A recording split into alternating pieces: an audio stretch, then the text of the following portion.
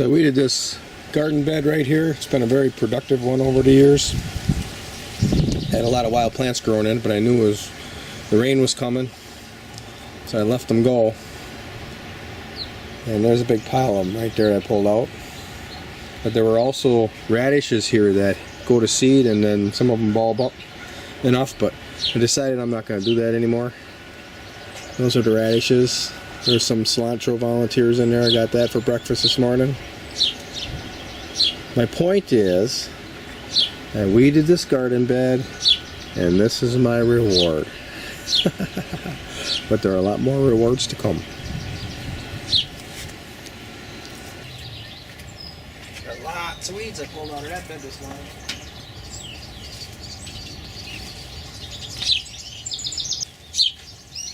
Alright, these two buckets represent the wild plants growing in one garden bed. That was probably about 12 feet of it. 20 inches by 12 feet. All the plants that you would associate growing in the planting zone 5 are probably in there. There's some radishes that I allowed to go to seed every year. And this year, probably 5 years in a row I did that. No, I'm not going to have those anymore. There's not enough of them that bulb up. So this is the start of our second barrel of ferment that I'm going to be storing up for our 2021 aerobic composting effort. So less than a year from now, we're going to be making another aerobic compost pile. And this is the starting material, the green. There's 3 components to aerobic compost. There's greens, there's browns, and there's manure. And this is the greens component of it. And one of the reasons why I'm storing this up is because it's hard to find greens May 1st in Wisconsin. I had some comfrey root that probably dropped from my table here. This is my working table. And it's been growing there for a couple of years. Well, now I'm using it for compost. When it gets wild, you can see I actually tied it up so I can walk through here. Well, now that it's grown this big and has that much material to that couple of plants that are growing, I am now going to harvest it and use it as a base for our comfrey, for our wild plant ferment. And the reason why I use comfrey is because it's otherwise known as a mineral accumulator. And one of the very rare minerals in plants, or elements in plants, that I'm really interested in here in the Great Lakes is iodine. Comfrey actually does it. It's a minute amount, but it does accumulate some iodine. And we want to keep that on the property. Now it's been cut down, I'll be able to have a working surface again. I had an L-campaign plant in here, so some of those leaves got in there. There's one right here, let's get that. There were a few milkweeds. A couple of milkweeds are going to be in here. I got lots of milkweed on the property, so no problem for the monarchs. That's all going in the barrel. That's a very large L-campaign leaf there growing in the path. Let's take that too.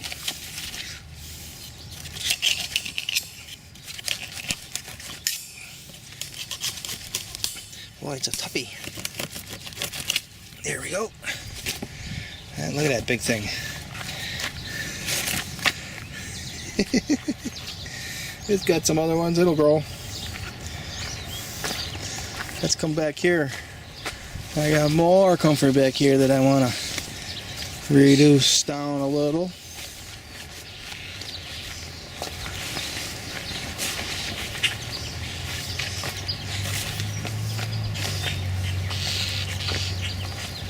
Right, yeah. Look at that one.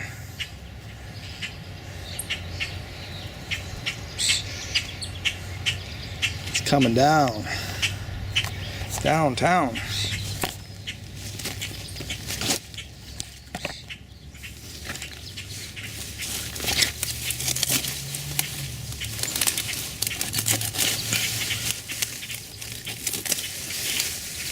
Hold on to it all.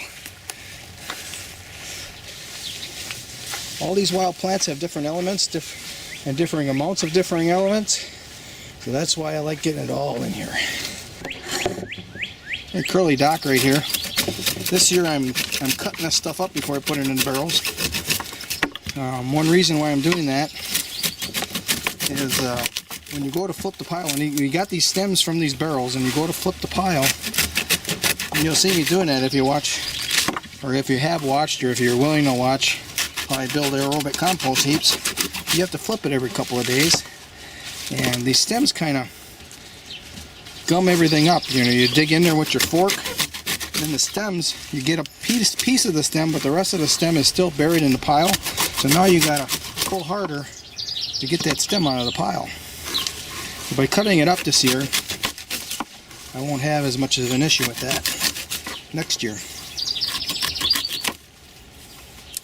That's pretty nice right there. Comfrey not as bad. I mean, it still does it. So I cut the comfrey too. Nothing else to do on a Sunday morning. We might as well do it right so that we have a easy May next year. And everything's getting set up that pretty soon I probably will stop doing compost. I really don't need to now, but it's a routine that I've gotten myself into. Or maybe I'll keep doing it and sell compost. That's possible. There's a lot of options, you know. Fertility is in low supply right now around the plant. So anybody involved in building some fertility is doing a great service to the bioprocesses of the planet.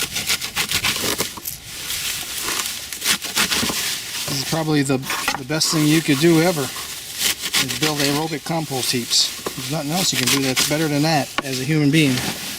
Even better than planting trees. Trees will eventually come back on their own. We can speed that process up, but somehow we have to employ some type of a fertile system to speed it up. And it can be accomplished through the planting of nitrogen-fixing trees that can grow in soil without fertility. That'll start the process, but that takes time. So if you're actually making fertility, like with these aerobic compost piles, you are greatly speeding up the process. And we're already building a base.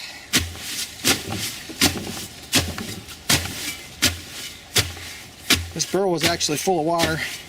I'm out of barrels right now that are empty, so I bucketed it about 4/5 of the water out of here, and I rolled the barrel over. So we do have some water in here right now to mash this into. You want to compact this. There's definitely the green component to this. We want to get a lot of greens in here. Start that compost heap in 2021. But we also need to store water, because I don't start storing water until the last frost date. And you can kind of judge that by watching the 10-day weather forecast. The problem is my big tanks have valves on them, and if we get too cold at night, the valves will crack. So now I'm not worried about having to store water in those tanks, because I got it in these barrels in the form of ferment water. And now I haven't studied how the elements are enhanced in this type of a ferment with wild plants for composting.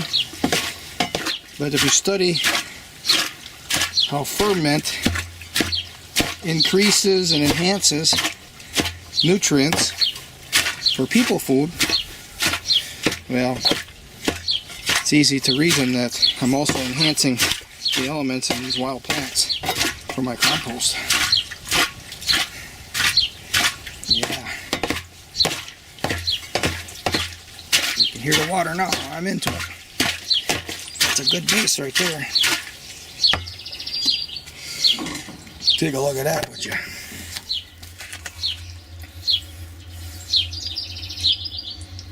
We got a long way to go, but I don't have to finish it today. No big deal. So I think I'm going to walk around, sip some coffee, and kind of figure out what else I need to reduce around here. Everything's growing like mad. So I don't have a shortage of green material now. course, that's the purpose of doing this, so I don't have a shortage of green material early May when I start my aerobic compost heap either. Okay. I really genuinely like these thistles. I want them to grow on my property. Brings nutrients up from deep, kind of recycles the nutrients right now on my property. I've got so much of it that it's beginning to go down, and probably at some point it'll be even below what the trees can reach. It's just slowly drifting down over time on our way. So we have to continue to build fertility to replace that. Or you have plants like this who are down there mining that fertility, mining those elements, and bringing them back up. This is a pretty nasty thistle. The finches really like the seed, and that's another reason why I want them here. I want the finches here. They eat aphids. But this particular plant is right in the way of heading back towards all the perennials, and I'll be brushing against that every time I go to harvest. So I'm going to have to remove it. I'll do that right now.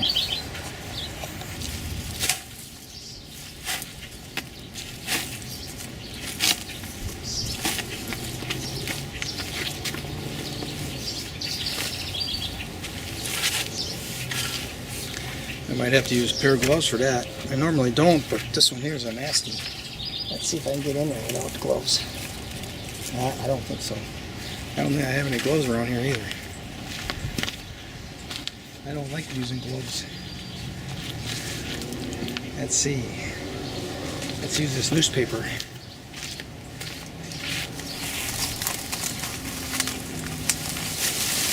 Yeah, look at that.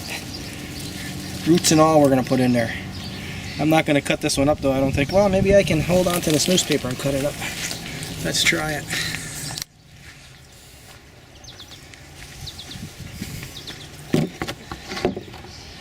I think I read there's a lot of calcium in thistles.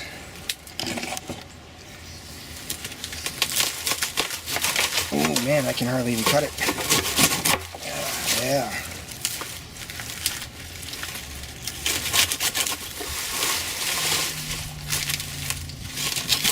Thistles even going through the newspaper.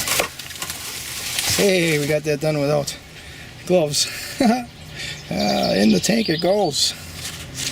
And in that barrel there I have some material from last year's ferment yet. This is a year old right now. This is the time that I made these. And yesterday I filled it up with water.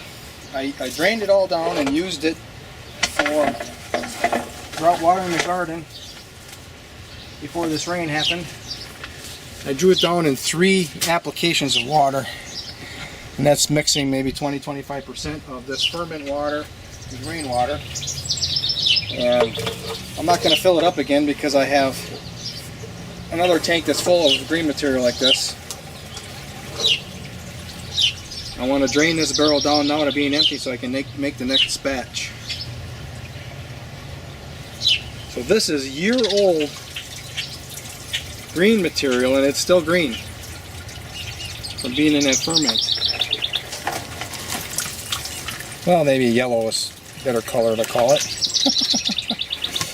So we're going to have a year and 10-month-old material in here when I uncork this next year to add it to the compost. If that's significant or not, well, I don't know. I don't think so, but definitely I'm adding the bacteria to this new batch to kick it off very quickly. I didn't have any of these go to any bad molding situations, so it's got to be all the lactobacteria in here that's doing the work. I got a couple other ingredients that encourage that. We'll get to that later.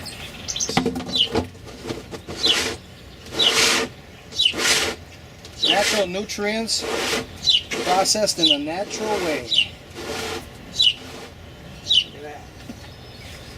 Oh, there's another big thistle on our way in the path over there. We should get that out of there too. Right there.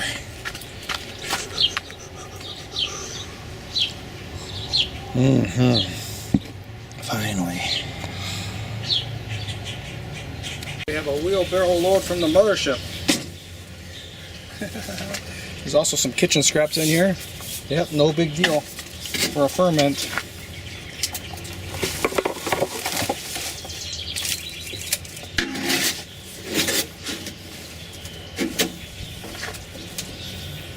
Yeah, take too much at once and I won't get it all in the container there.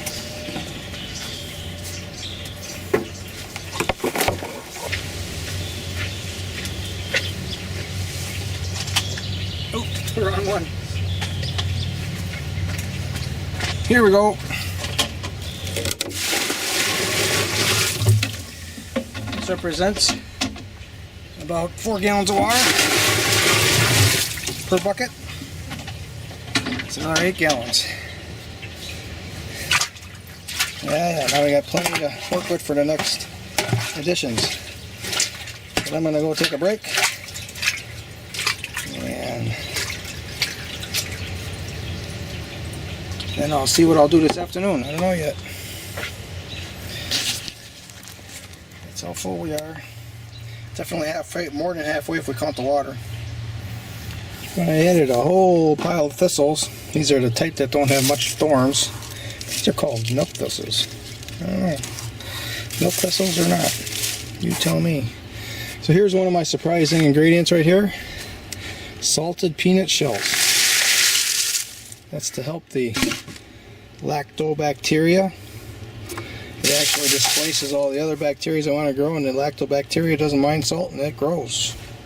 And here's the other one. When that lockdown happened, I went and bought a couple of burlap sacks full of potatoes because I didn't know what was going to happen.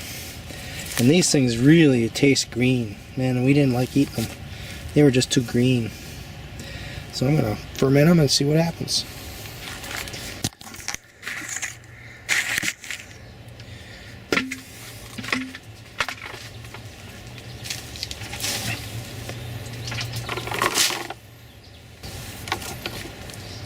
I found a study that talked about lectins, L-E-C-T-I-N, and it's a protein that we really shouldn't be eating much of because it binds up our intestinal system. These potatoes have it in it too. And the study actually confirmed something that I suspected, that after this type of fermentation, it reduces the lectins by 95% after 72 hours. So this is going to be a 10-month ferment. I don't know how much is going to be. It's going to be reduced by them, but definitely more than 95%. If that study is the truth, well, it was presented as the truth. I think it was a peer-reviewed study. One of those scientific journals. We're going to find out. Well, it's not only going to be fermented, but I'm also going to aerobically compost these things, so think of that. There are a lot of nutrients in potatoes, and now it's going to be into my compost that used to grow something that I actually want to eat, not these green old things.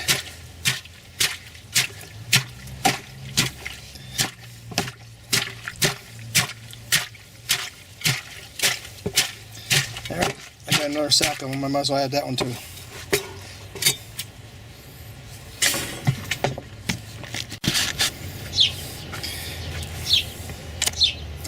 And this right here is a 2-quart container full of Icelandic kelp. This is for the sea salt.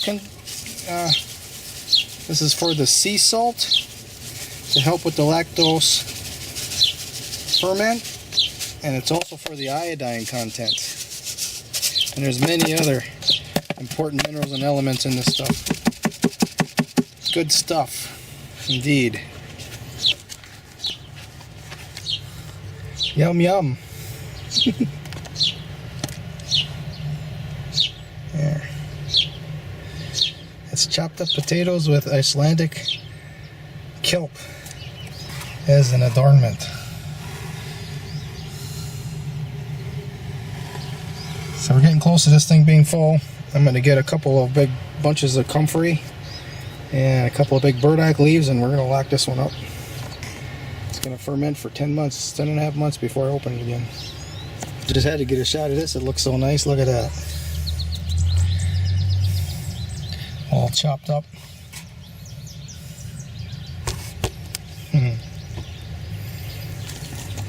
Those are some giant burdock leaves. That's just what we need. Give you some perspective just how big these are. Yeah, I guess I better straighten that here. There. It is. Look at how big that burdock leaf is. It's even behind me. Look at it. It's a monster. That's what I'm going to use for covering up this barrel of water. Before we do that, we're going to reduce these stalks here. Get them into the mixture. There's a lot of iron in burdocks. And that's the best reason of all to add them, but there's a lots of different elements in burdock. So I got these leaves. I got to get some water in here yet. I'll do that first, and then I'll put the burdock leaves in. Okay. I'm going to go back and get some out of the buckets in the back.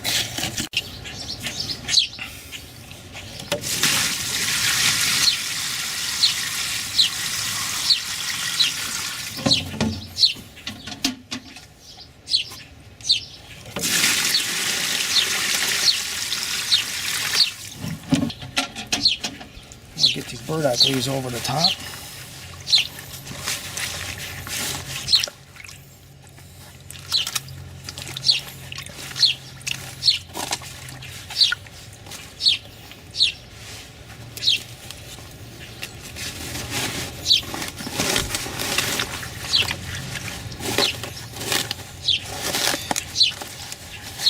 These leaves aren't as durable as the rhubarb leaves.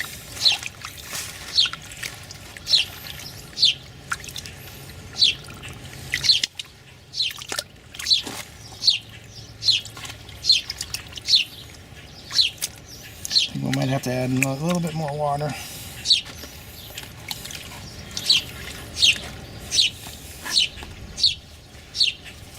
Let's get these sticks in here first. I also added some of these box elder leaves in here and had some nice green limbs here that I can also use to hold the material underwater.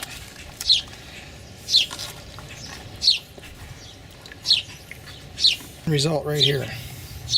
This is my second bucket full of plant material that I'm fermenting for the 2021 aerobic compost effort. There. All that green material with those potatoes, everything is all in there. All underneath those burdock leaves. That's a wrap.